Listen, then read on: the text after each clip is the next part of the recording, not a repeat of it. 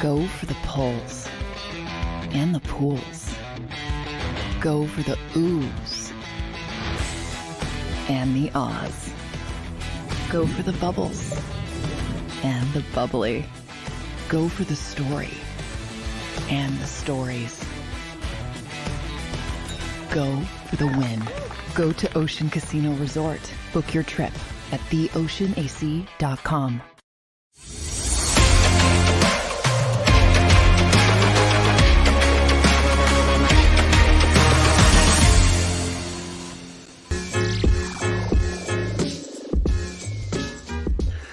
What's up, everybody, and welcome in to the Philly Sports Power Hour with Bill Colarulo on this Football Friday, right before the Christmas weekend.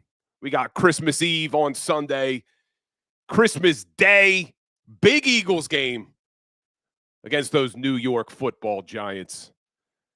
Hope everyone's having a great week. Hope everyone is ready for Christmas Eve. I know we are. Got some last-minute shopping to do today and tomorrow. It's a madhouse out there, so be careful. But welcome, everybody, into the Philly Sports Power Hour. I appreciate you all being here. We're streaming live on the JAKIB Sports Network on YouTube. We are also live on TikTok. I see some of my TikTok crew checking in. But let's get a little roll call on this Football Friday on YouTube from our Power Hour crew. Wine Niners Wine in the house. As always, usually first here. Love to see it. Thunderbird checking in. M. Reyes. TikTok. WTF.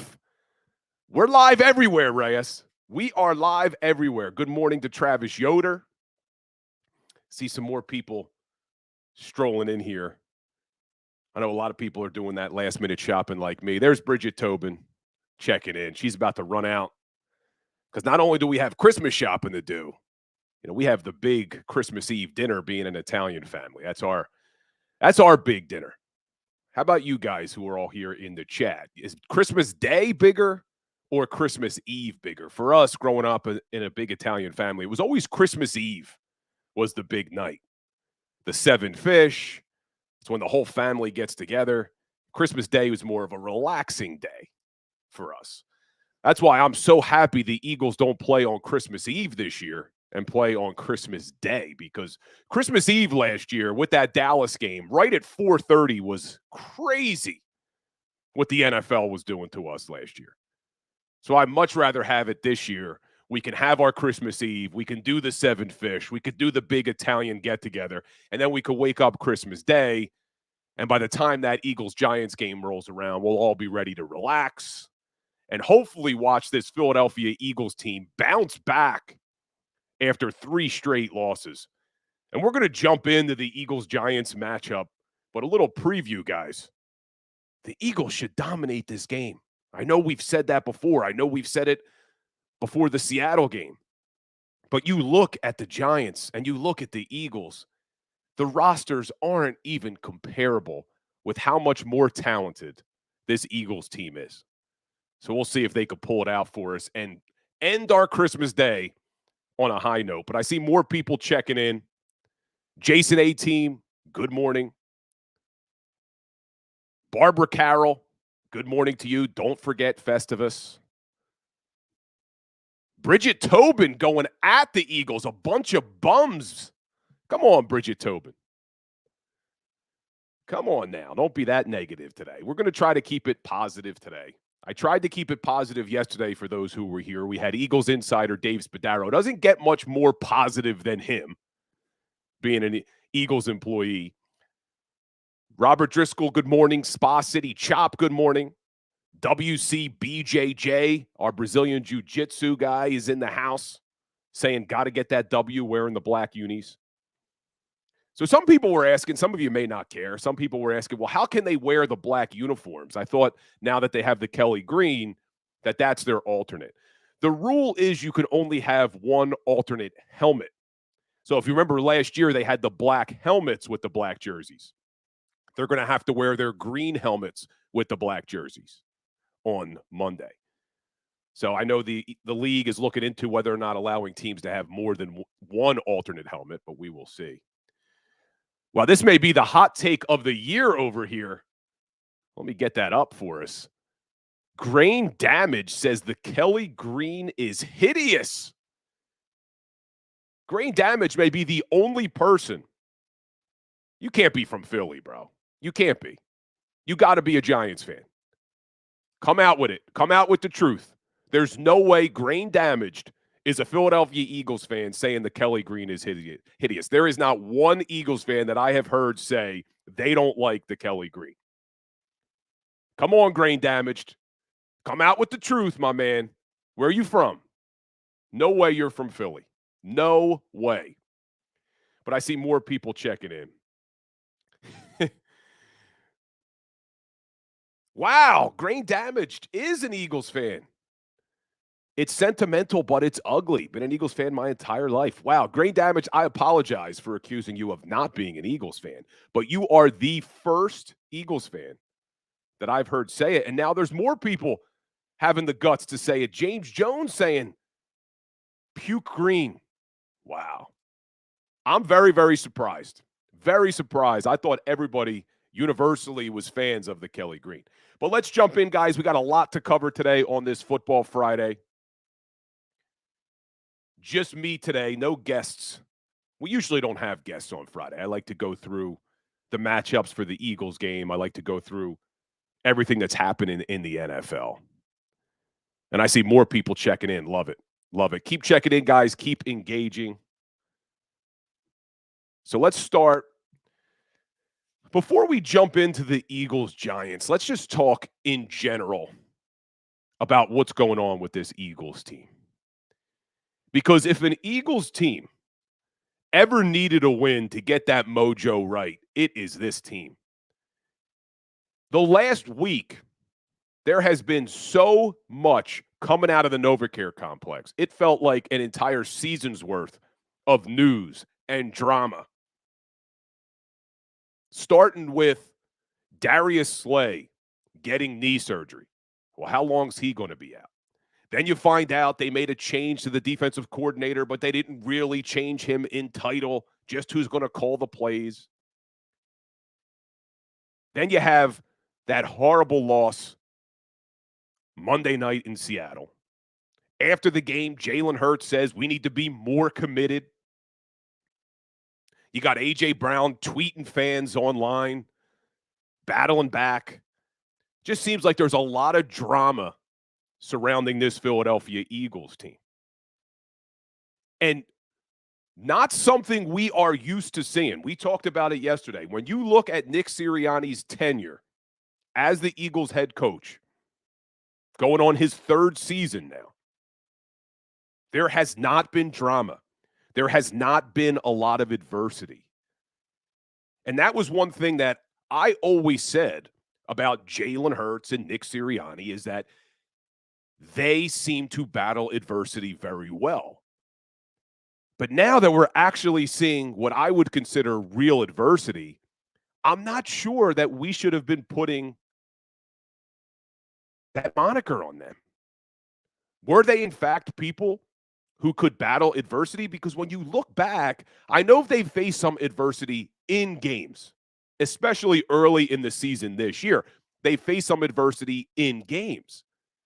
But what adversity have Jalen Hurts and Nick Sirianni together faced with this Philadelphia Eagles team before this season? And there's not much.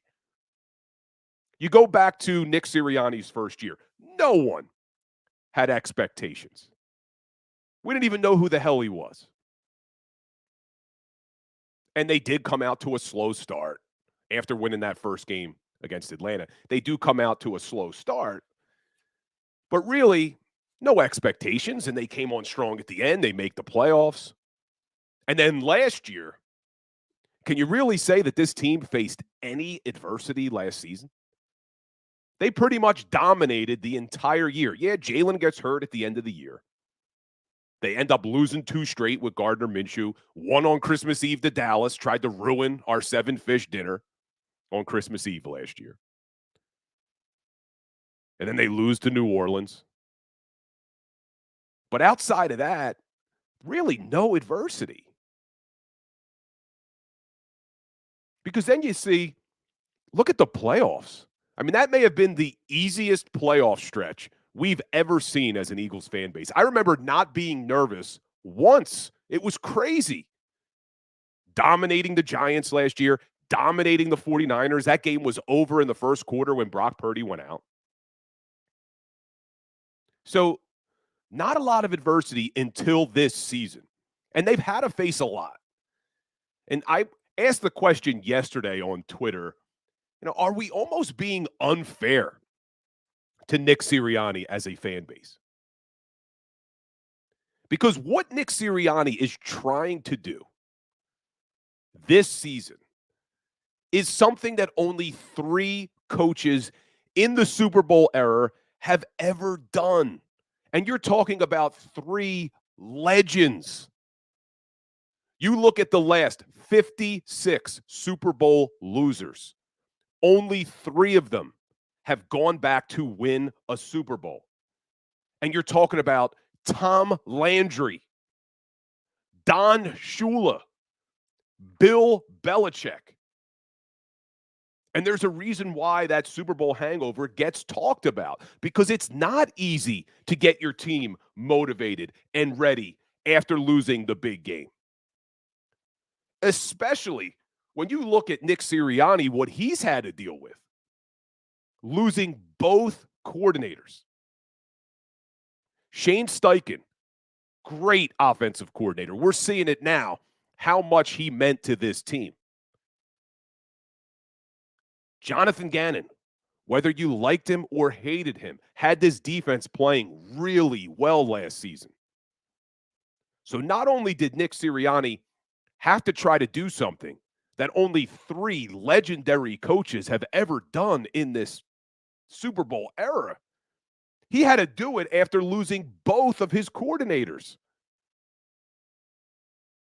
on top units. They had a great offense, a great defense last year, and you lose both coordinators. And then Howie Roseman didn't do Nick Sirianni any favors with how they built that defense. So not only are you trying to replace your defensive coordinator, you had to replace 2 starting safeties. You had to replace 2 starting linebackers. You had to replace a really good defensive tackle in Javon Hargrave. So I see some people online, and look, I have not been very easy on Sirianni either. I don't love the fact that they haven't made any changes on offense. They decide to make a change on defense, but yet you have all of this personnel on offense and you haven't made any changes. And I haven't been very easy on him. But when I take a step back, are we being too hard on Nick Sirianni? What this guy had to deal with, the Super Bowl hangover, is a real thing. There's a reason why only 8 teams out of 56 have ever lost a Super Bowl and gone back the following season. There's a reason why an NFC team hasn't done it since 1973. It is real. It is very difficult. Remember back to 2005. Andy Reid, one of the best coaches in NFL history, couldn't survive a Super Bowl hangover. The Eagles lose to the Patriots. That next season was a disaster. Granted, T.O. went off the deep end that year. But that's all a part of dealing with change and dealing with that Super Bowl hangover. And I think as Philadelphia fans, we maybe aren't giving Nick enough credit for what this team has done this year and is doing this year. And I'm trying to be positive today. It's Christmas. I'm in the Christmas spirit.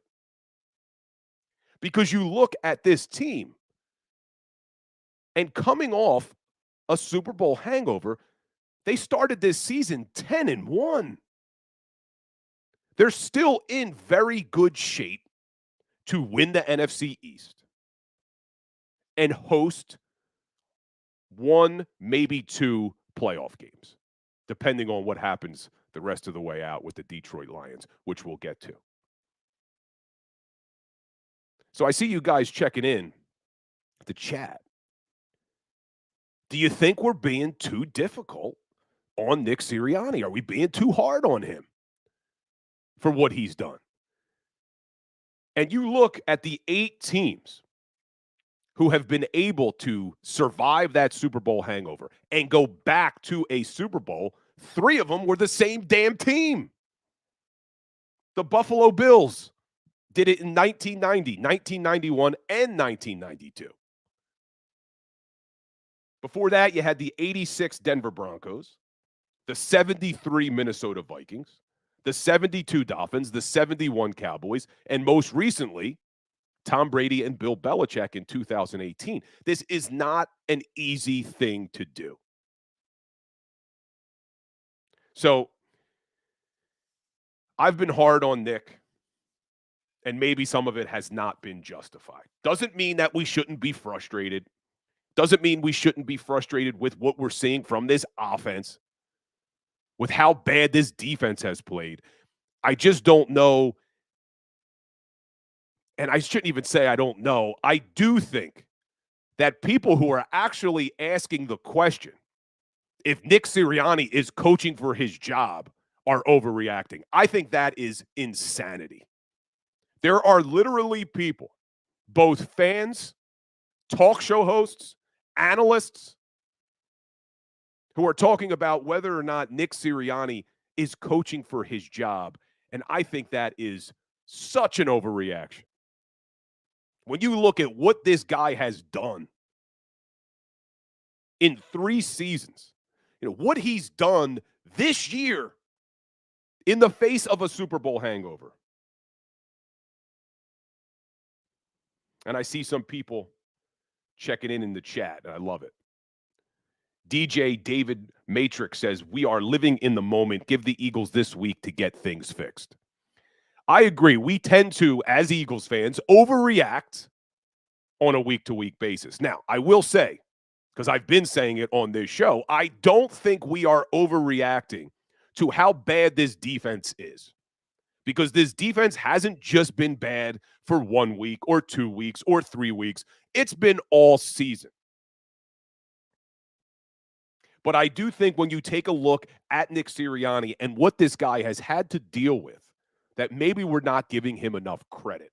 And anyone who's saying he's coaching for his job, I think, are overreacting beyond belief. So we're going to take a look at this Giants matchup later on in the show, because I do think when we talk about a week-to-week league, I do think this is a week where all of us may be feeling a lot better come Monday night as we sit down to watch the 49ers and the Ravens game at 8 o'clock. I think a lot of us will feel better after we see the Philadelphia Eagles dominate a bad Giants team.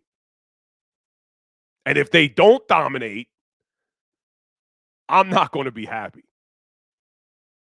And if the season doesn't go the way we all want it to go, and I think they have to go back to a Super Bowl for it to be considered a success, but even if it doesn't happen that way, anyone that is calling for Nick Sirianni's job, in my opinion, doesn't know what they're talking about.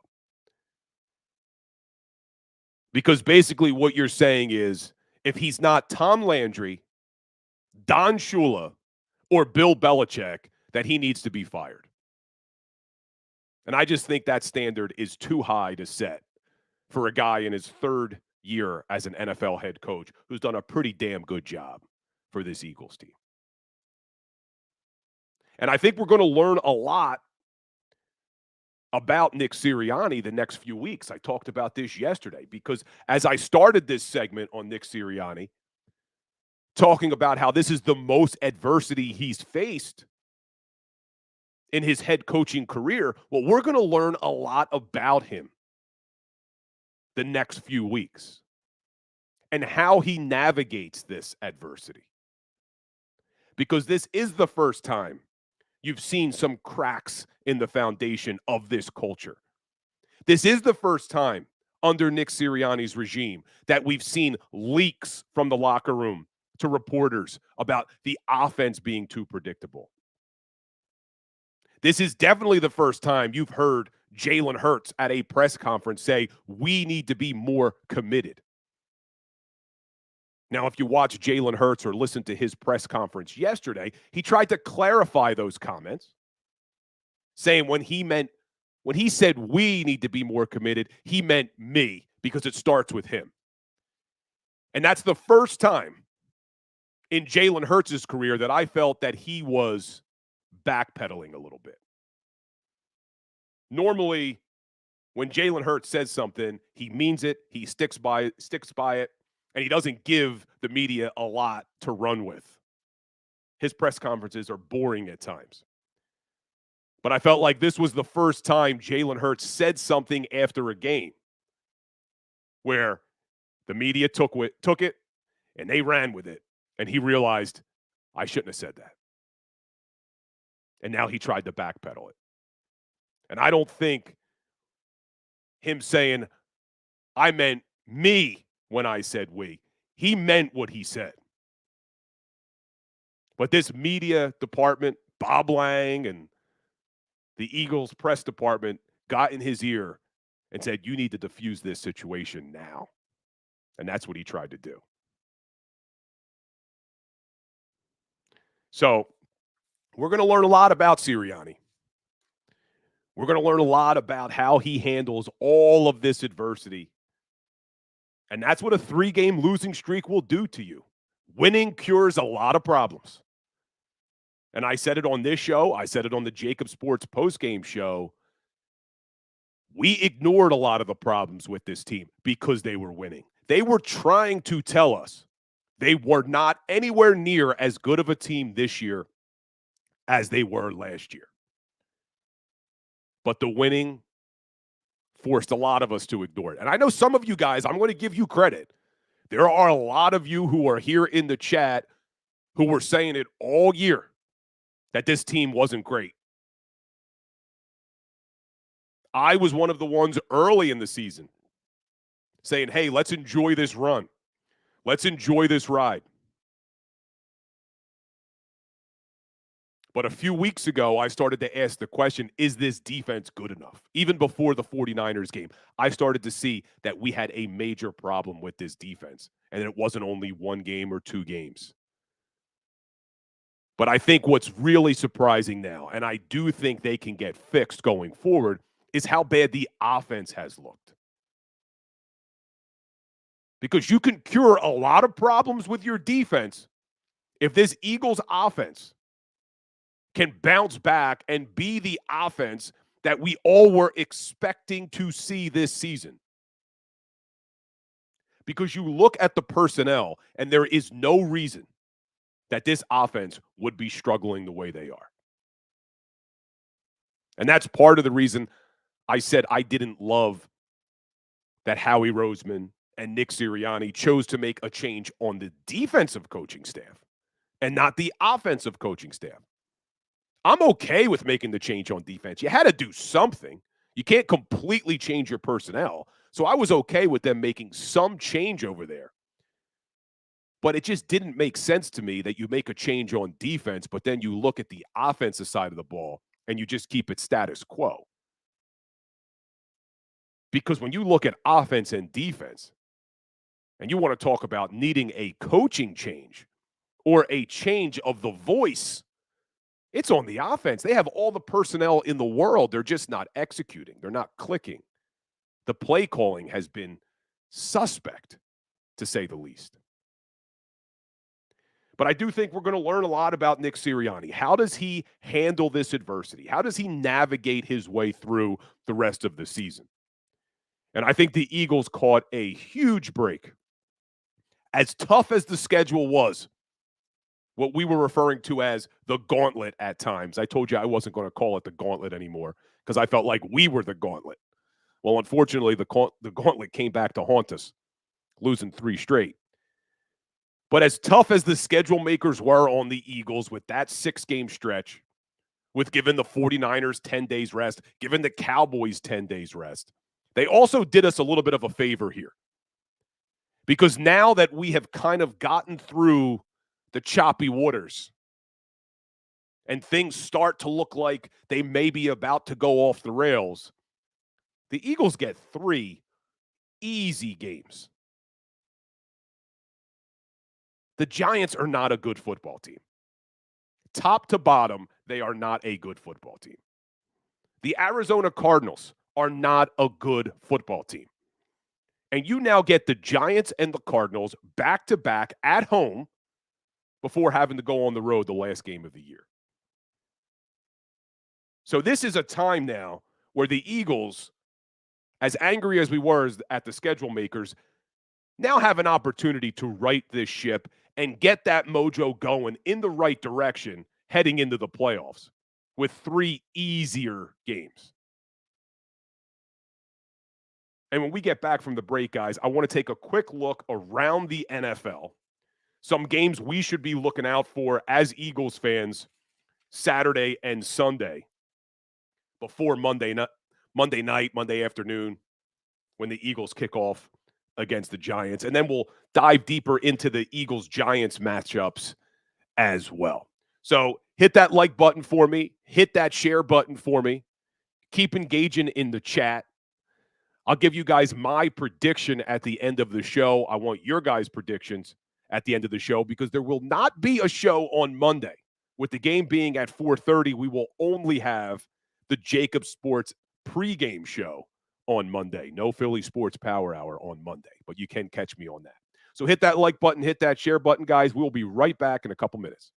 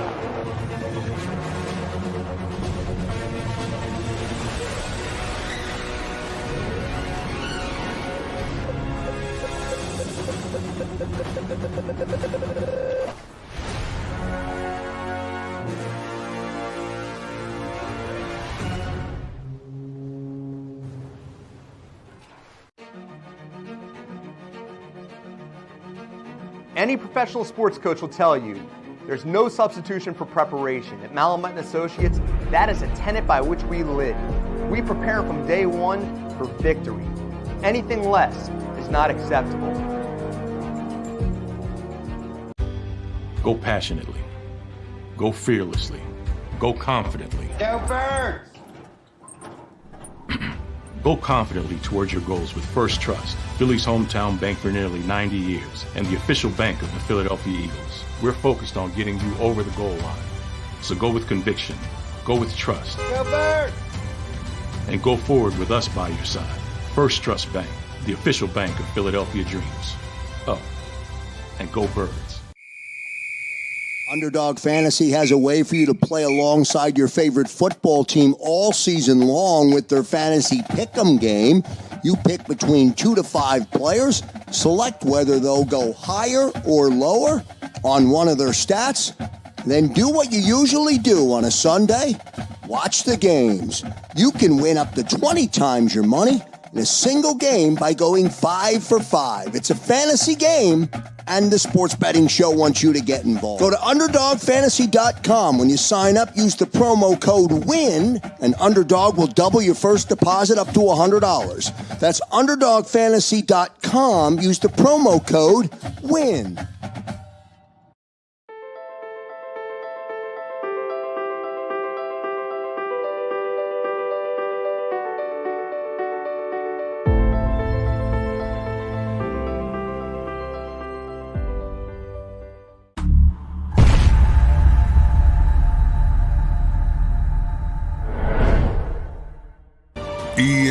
EAGLES, Eagles.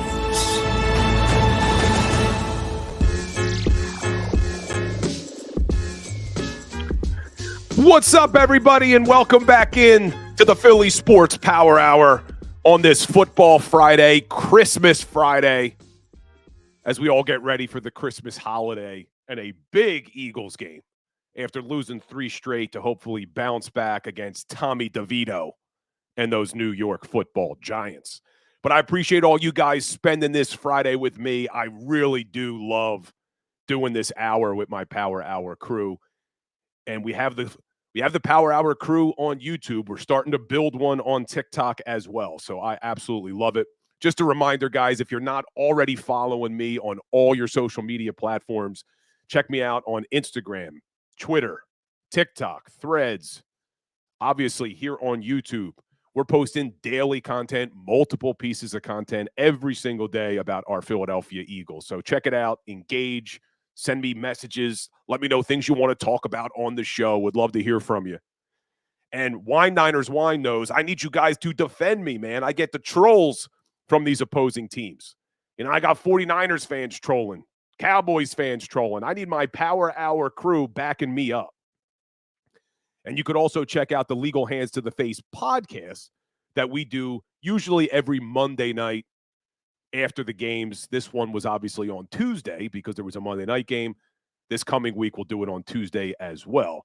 Last week, we had Ray Didinger on, so you may still want to go back, check that out. You could check it out on all your favorite podcast platforms, Legal Hands to the Face. Ray Diddy, always a great interview. And leave me a review if you can on the podcast. Helps us reach a lot more Eagles fans. I see Denise Larada checking in. Good morning. Merry Christmas to you. Go Sixers. Not going to read that comment, Go Sixers, but I appreciate the feedback, my man. I appreciate it. All right. So on this Football Friday, let's take a look around the NFL before we dive into the Eagles-Giants matchup. Because there is some good games. Last night, Thursday Night Football. Don't count that LA Rams team out. LA Rams are now 8-7. And Matt Stafford is still a very good quarterback. And that rookie, Nakua, what he's doing at the wide receiver position is incredible. Now had his 6th game over 100 yards.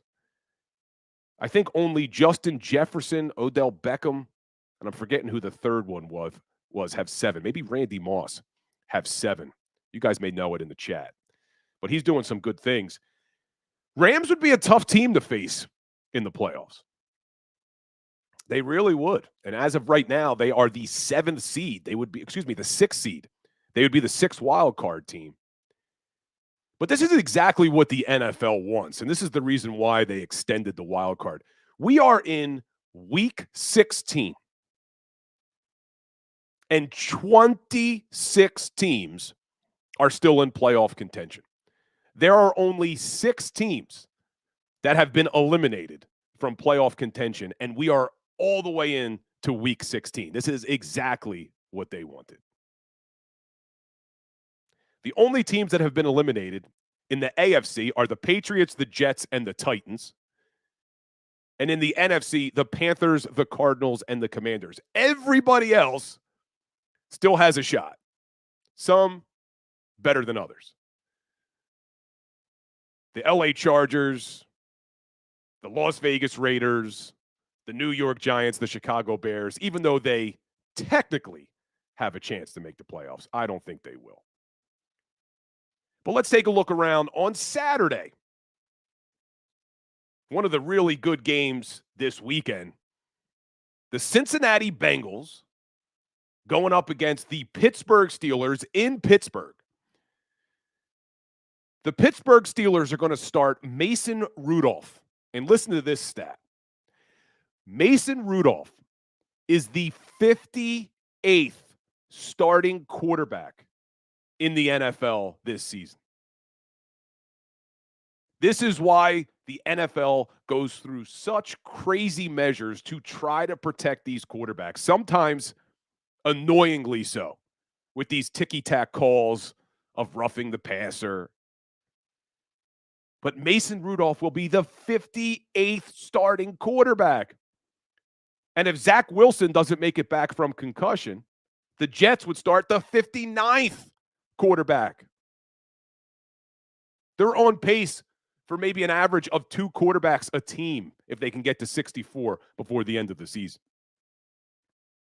But you have the Cincinnati Bengals, winners of 3 straight, going up against the Pittsburgh Steelers, losers of 3 straight. And it's not Joe Burrow versus Kenny Pickett.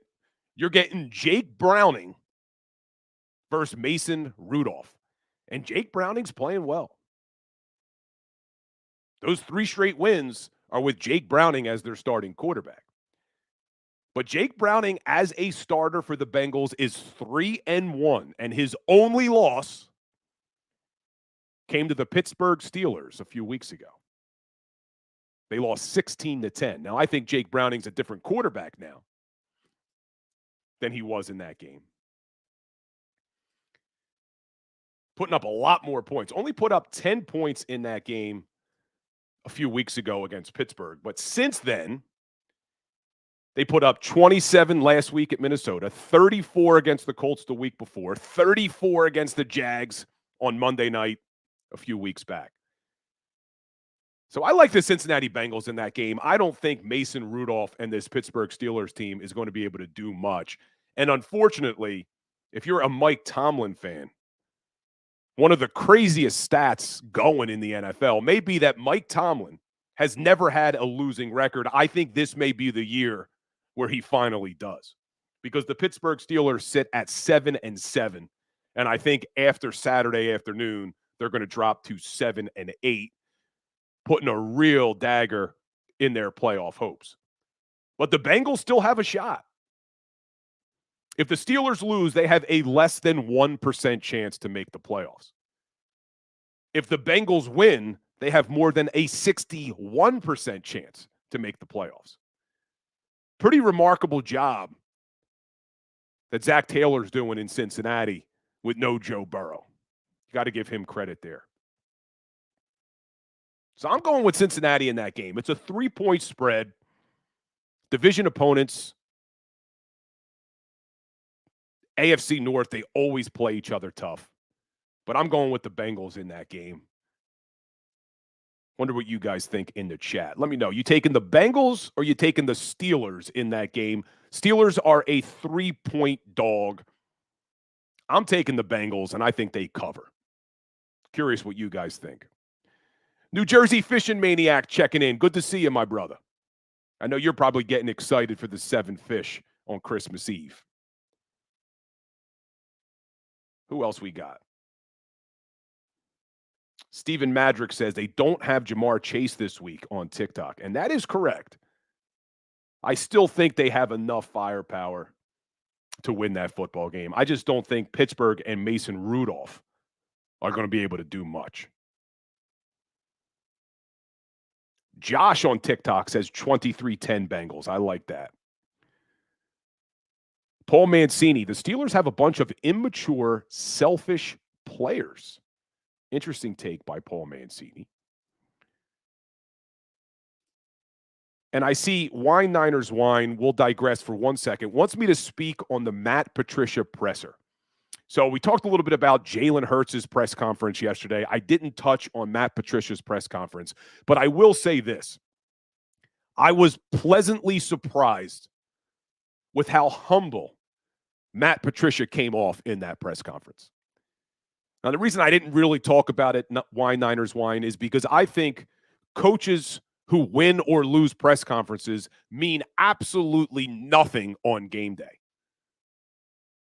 That's why I couldn't stand everybody getting on Nick Sirianni after his first introductory press conference in Philadelphia. I mean, I was one of the guys saying, who cares if he won the press conference?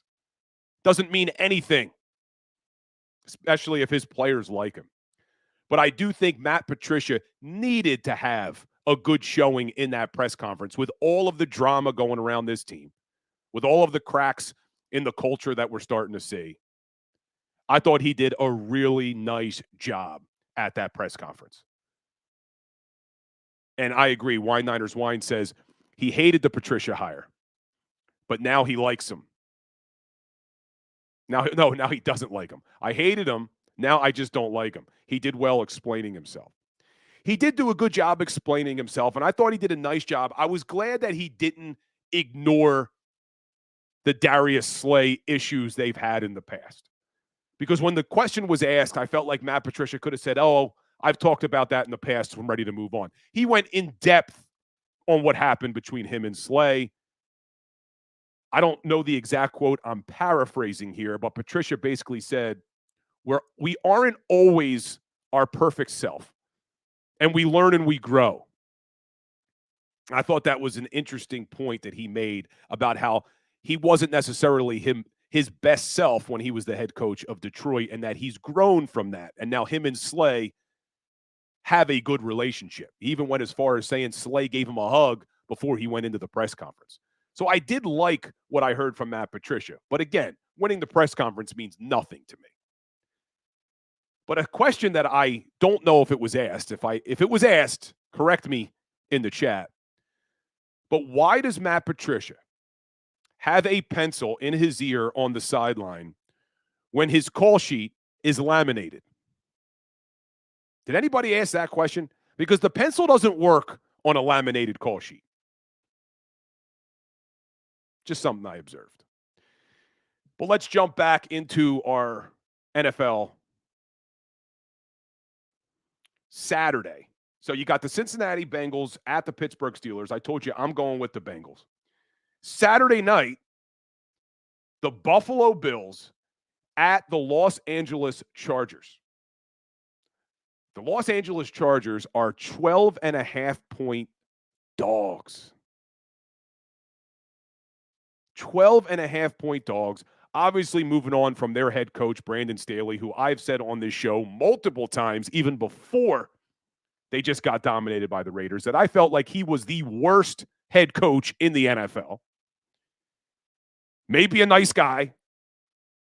Everything you hear about him is he's a nice guy, just a bad coach. Really bad coach. So the Chargers have a new coach. They have no Justin Herbert, who's out for the year. They're going to roll with Easton Stick again. Chargers are a mess. Buffalo Bills win this game easily. Now, if you guys are bettors, I never like taking teams who are giving up 12.5 points. So Barbara Carroll makes a good point. So just a reminder to people, this Buffalo Bills game is on Peacock. Not going to be on national TV. And in fact, the fourth quarter of the Bills and the Chargers will be the first NFL game ever with no commercials in the fourth quarter. So interesting to see how that all plays out. But if I'm not betting that game, I'm staying away from that game, 12.5-point favorites. Too many points to give up, but I do think the Bills win that game easily, and they need this game. Right now, the Bills are on the outside looking in of the AFC playoff picture. But look at this. Right now, they're on the bubble. They're the 9th seed. If the Buffalo Bills win this game, they have a 72% chance of making the playoffs. If they lose this game, it drops to 27%. So this is a big game for the Buffalo Bills, and Kathy Sanders is right. Who cares? Everyone knows the Bills will win. Agree with you, Kathy. Should be an easy win for the Buffalo Bills. But then let's go to Sunday, and I want to talk about, there's a bunch of games on Sunday, but I want to talk about two games that Eagles fans should keep their eye on. First one, 1 o'clock, the Detroit Lions at the Minnesota Vikings. Detroit Lions, after losing a couple of games, big win against the Denver Broncos. They look good. And the Minnesota Vikings lost one. They're going with Nick Mullins again, I believe, in that game. But this is a game where I don't expect the Vikings to win, but I'm going to be rooting my ass off for the Minnesota Vikings. Because if you guys look at the NFC standings right now, if the Detroit Lions win out and the Philadelphia Eagles win out, it's going to be interesting as to who would have the tiebreaker for that number 2 seed. I think it comes down to strength of victory, which looks at who they've played. So I would love to see the Minnesota Vikings beat the Detroit Lions on Sunday, because then I want to be able to root for the Detroit Lions next week against Dallas. If not, if the Lions win, we may be rooting for the Dallas Cowboys next week. I don't have it in my DNA to root for the Dallas Cowboys. So I'd love to see the Lions lose this week, drop them to 5 losses. And then we could all sit down next week and root for the Detroit Lions to beat the Dallas Cowboys. Because as it stands now, guys, if the Lions win, we may need to see the Cowboys beat the Lions. That's probably the best shot we have of the Lions losing another game. Because the Lions get the Vikings the last day of the year, too. So, interesting. And I see a lot of people saying, no way, they're not rooting for Dallas. Well, you're not going to have to root for Dallas at 4:25 on Sunday, because that's another big game. Dallas Cowboys at the Miami Dolphins. Dolphins are only a 1-point favorite in that game. The Dallas Cowboys are nowhere near the same team on the road as they are at home. You guys remember leading up to that Cowboys game in Dallas, I was giving you the numbers. They are historically good at home on offense specifically. They're not the same offense. They're not the same team on the road. They have not beaten a winning team on the road. So I do think the Miami Dolphins win that football game. And you saw what the Buffalo Bills were able to do to Dallas in Buffalo last week, running the ball 49 times. So I do expect Miami's high-powered offense to be able to run the ball. I don't know if Tyreek Hill is playing or not. But even without Tyreek Hill, there's enough playmakers on that Dolphins team. I do think the Dolphins win that game. And we would love to see that happen. You talk about a perfect Christmas weekend for us Eagles fans. Let's watch the Lions lose to the Vikings at 1 o'clock on Christmas Eve. The Cowboys lose to the Dolphins at 4 o'clock on Christmas Eve. The Philadelphia Eagles big win on Christmas Day, and then we could sit down and maybe watch the Baltimore Ravens upset the San Francisco 49ers. Probably won't matter. We need the 49ers to lose 2 games for the Eagles to get the 1 seed. But I would love to see the Ravens beat up on the Niners. But that's a good game. Niners are 5.5-point favorites. But guys, before we jump over, we're running out of time, man. This hour flies by. But before we jump over to the Giants matchup, real quick, I just want to give you 3 games I do like. If you guys are in the habit of betting games or picking games, 3 games I do like. I like the Indianapolis Colts as 2.5-point favorites over the Atlanta Falcons in Atlanta. I'm going with Gardner Minshew Mania. Colts need that game. Falcons do too, to try to stay in the hunt, but not as much as the Colts do. So I like the Colts in that game, covering the 2.5. I also like the Jags getting 3 points at Tampa Bay. Probably no Trevor Lawrence this week. But one thing we've learned about Doug Peterson is he can have some success with backup quarterbacks. Trying to remember the name of that backup quarterback he had all that success with. Obviously kidding. We all know what he did with Nick Foles. I'm taking the Jags, Dougie P, and C.J. Beathard getting 3 at the Tampa Bay Bucks. And then the last one, the Green Bay Packers lost 2 in a row. They're only 5-point favorites at Carolina. I think they dominate the Panthers. I think they bounce back in a big way, the Green Bay Packers. If they win, gives them a 25% chance of making the playoffs. Doesn't guarantee it, but they need this game to stay in the hunt, and I think Carolina stinks. So I'm going with Green Bay. Green Bay giving up 5. I'm taking the Pack. Jags getting 3. I'm taking the Jags. Colts giving up 2.5. I'm going with the Colts. All right, let's just jump back now. Eagles-Giants, and we'll continue to break this down right here on the JAKIB Sports pregame show on Christmas Day.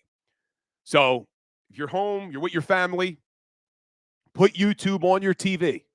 Go to JAKIB Sports and watch our pregame show. Seth Joyner, Mark Farzetta, me. Does it get much better than that all-star cast? John McMullen. So turn on your TVs Christmas Day, put on YouTube, go to JAKIB Sports, watch that. We'll continue to break this down. But guys, I know we're all worried about this Eagles team. I know things have not been great the last few weeks. And I hope I'm not eating my words come Tuesday morning. But this Giants team stinks. Okay? This Giants team is not good. And I know we all hear about Tommy DeVito, and he's rejuvenated this Giants team. Stop. In 5 starts with the Giants, Tommy DeVito and that offense are averaging 17.6 points a game. He's been sacked 27 times in 5 games. The Giants' offensive line stinks. That offense with Tommy DeVito has only had more than 300 yards of total offense once in 5 games. They've had less than 200 yards of total offense twice. Their offense still stinks. Now, does DeVito bring a little swagger to the team? Has them all excited? Sure. But the reason they've won the 3 games that DeVito won was because their defense forced 12 turnovers in those 3 games. It's not because of Tommy DeVito and this offense that they're winning football games. It's because their defense forced 12 turnovers in their 3 wins. And make no mistake about it, I don't care that the defense forced 12 turnovers in 3 games. The defense stinks too. The defense is in the bottom of almost every single category. They're not a good football team. The Eagles roster is better. And as angry as I've been at Nick Sirianni's a better coach than Brian Daboll. Jalen Hurts is head and shoulders better than Tommy DeVito. So I have the Philadelphia Eagles dominating this game. And when I talk about the Giants' defense being in the bottom of almost every category, one area they're not in the bottom is blitz percentage. No team in the league, except for the Minnesota Vikings, blitzes more than Wink Martindale and the New York Football Giants. And I want to just go back because I said there's only one team in the NFL that blitzes more than Wink Martindale, and it's the Minnesota Vikings. And in week 2, when the Philadelphia Eagles played the Minnesota Vikings, they blitzed Jalen Hurts 51.6% of the time. 51.6% of Jalen Hurts dropbacks, they blitzed. And on those blitzes, Jalen Hurts was 9 of 12 for a 75% completion rate, 154 yards, a touchdown, no interceptions. And the Eagles gashed them on the run. The Eagles put up 259 yards of rushing against the Minnesota Vikings, who blitz 50 or more percent of the time. And that's what Wink Martindale's going to do. Wink Martindale's going to come out, and he's going to try to blitz Jalen Hurts repeatedly. And I think Jalen Hurts and this offense will dominate a bad Giants defense. And I thought that was going to happen against Seattle. But even as bad as the Seahawks have been this season, the Giants are worse. We're not playing in Seattle. This game's at Lincoln Financial Field against the New York Giants. So as nice of a story as Tommy DeVito is for the North Jersey Italians, he's not a great quarterback.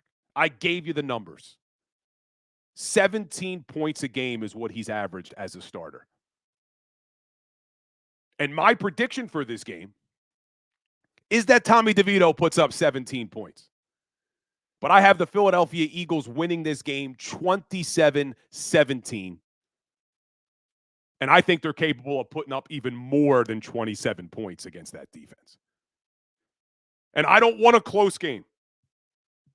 I don't want this to be a game where it's tied or the Eagles are down at half. They need to dominate this game for 4 quarters from start to finish. We got to get that mojo right. We got to quiet the critics. We have to have a good week coming out of Christmas. Let's right the ship. Let's take control of the NFC East after the Cowboys lose to the Dolphins. And let's all feel good Monday night after a nice Christmas weekend. Guys, Merry Christmas to all of you. I appreciate every single one of my Power Hour crew. I love that you guys engage in the chat. I love that you're here every single day, Monday through Friday, 10 o'clock, for what I hope is the best hour in Philadelphia sports talk. Really do appreciate all of you. Appreciate you guys on TikTok. And like we end every day on the Philly Sports Power Hour with a little today in sports history. Well, today is a birthday in sports history. December 22nd, Steve Carlton is celebrating his 79th birthday. Lefty Steve Carlton, 10-time All-Star, 2-time World Series champ, 4-time NL Cy Young winner, 4-time National League wins leader, 5-time NL strikeout leader, Philadelphia Philly Wall of Fame. Number 32 will never be worn again in a Philadelphia Phillies uniform. Happy birthday to Lefty Steve Carlton, who turned 79 today. Everybody, before you run out the door, hit me in the chat. I want to see your predictions for Christmas Day. Eagles, Giants. Let me see some predictions. We got a couple minutes left. Jalen Moore on TikTok has 37-17 Eagles. Who else we got in the chat giving me some predictions for these Eagles and Giants? And Kathy Sanders, I appreciate you. Appreciate you saying good show. Hit that like button. I really do. Merry Christmas to all of you guys. Bobby Murphy, 31-17 Eagles. Who else we got? William Stark, Eagles 31, Giants 13. I love it. Ringo Island, 21-20 Birds. Thinks it's going to be a close game. I'm sure Ringo Island, though, thinks my man Keely Ringo is going to have another good game. Ian Blackwell, 37-3 Eagles. Thunderbird, 40-6. NJ Fishin Maniac, 30-9 Eagles. DeVito eats too many schnitzels the night before. So I think all of us are picking the Eagles in this game. Twiz, 30-9. I just want to see the Eagles fire on all cylinders. I want to feel good when we come back Tuesday morning on the Power Hour talking about it. So, guys, tune in. Like I said, Christmas Day right here on JAKIB Sports for the Eagles game day shows that we're going to do. Oh, boy. James Jones is picking the Giants, and Crowley's picking the Giants. WCBJJ, 24-17 Eagles. Kevin Savard, 26-9 Eagles. Guys, hit me up. Head on over to Instagram, Twitter, all your social media platforms. Hit me up there. Give me some more of your predictions over there. Wine Niners, wine. Come on, man. Picking the Giants. I will lose my mind if that happens. But Merry Christmas, everybody. Thank you again. And like we end every show, a little Go Birds.